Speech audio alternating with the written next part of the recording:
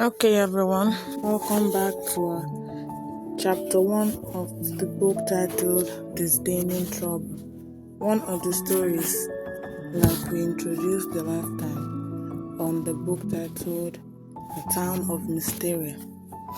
So here we go. Ho ho, the receive quoted. Here he comes. The triplets were sunning themselves by the wishing well, a charming stone well shaded by trees in the center of the town.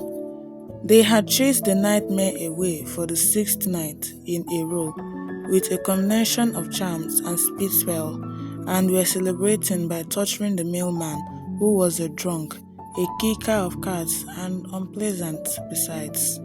The girls, who were beautiful and knew it, but attached no importance to it, were identically dressed in denim shorts, red tank tops, and white flip-flops. Although most twins and triplets outgrew the dressing in the same outfit stage, but 16 months, the disdain liked same outfit stage. The better to fool you with, my dear. Mom alert, Withering asked, squinting. Their mother, thank all the devils, was nowhere in sight. Scornful waved her hand in the direction of a Bigora Irish emporium. Still looking at those tacky little leprechauns. Not so tacky, Withering reminded her sister. They do grant one wish. Yawn, Scornful replied. Little silly wishes, like not overdoing the turkey, nothing significant. Do-gooder alert. The receive also waved a hand. Do-gooder encompassed 3/4 of the town. There were so few really evil people around these days. That would change when they grow up. As it was, at 14, they were formidable. If a Mysteria resident wasn't a do-gooder, they were neutral and stayed out of things. This suited the triplets fine. No problem. Everybody's at lunch. Here he comes, Withering said, her nails sinking into Scornful's arm like talon. She ignored her sister's yelp of pain. Her conscience was clear, but then it usually was. Besides, Mr. Raggle, the postal carrier, wouldn't be the focus of their wrath if he hadn't called their mother that name. And in front of the whole pizza parlor too. Jerkweed, she added. Now, the receive said, and all the three girls made the sign of a V with their fingers, spat through the V's, then stomped on the spit.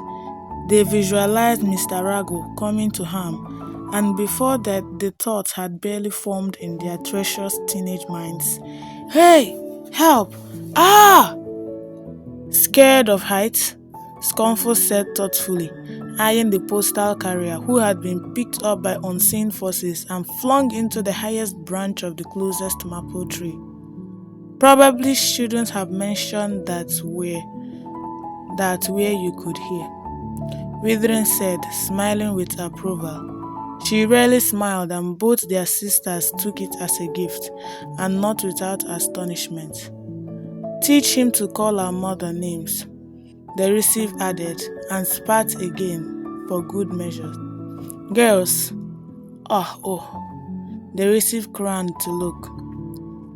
Must have run out of leprechauns to look at. You girls! Their mother was running towards them at full speed, black curly hair bouncing all over the place.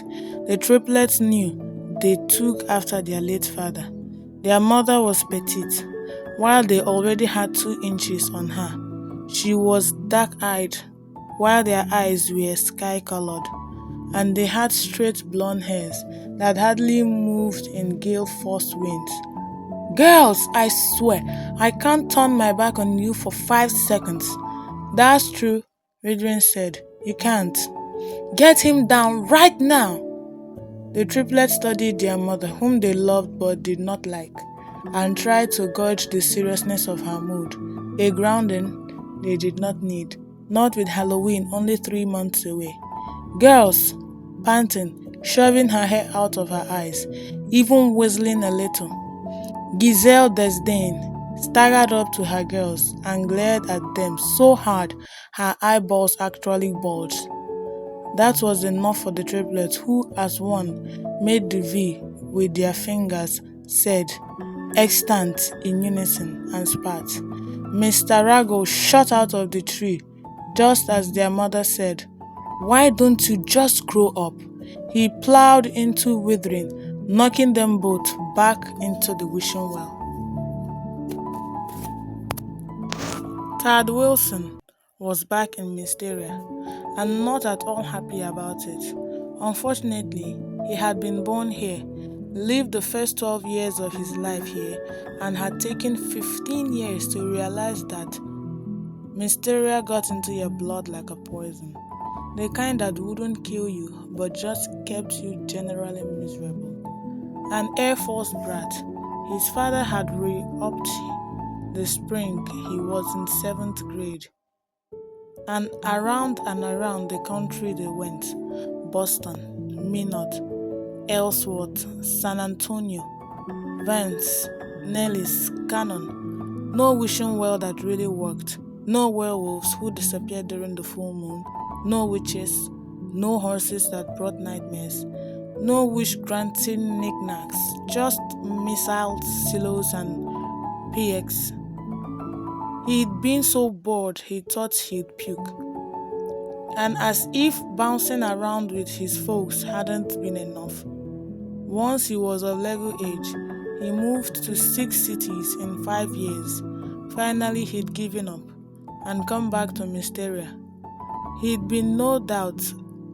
had no doubts about finding it. Once you lived there, you could always get back. As it happened, the local river nymph had sold the building, and he'd bought it, turning it into a pizza place. Living in Chicago and Boston had taught him what real pizza was supposed to taste like, and by God, he'd shown the other Mysteria residents just what. He had shirking, dropped the door and bolted out the door. Leathering in track in both high school and college stood him in good stead now. His long legs took him to the scene of the crime. In no time, "You girls," Mrs. Desdane was yelling. The girls, whom Tad had very studiously avoided since getting back to town. They just reeked of trouble and were way too cute for jailbait. Looked uncomfortable and unrepentant. "Get him down right now, girls." That's when he noticed the mailman, an unpleasant drunk named what? Regman Rago, come sailing out of the tree and slam one of the triplets into the wishing well. "Oh shit," he said, screeching to a halt before he could topple into the well himself. Oh, okay. Alright, please don't forget to subscribe to our channel and share our stories so that those who are interested in such content can join us in having fun reading these books. See you next time.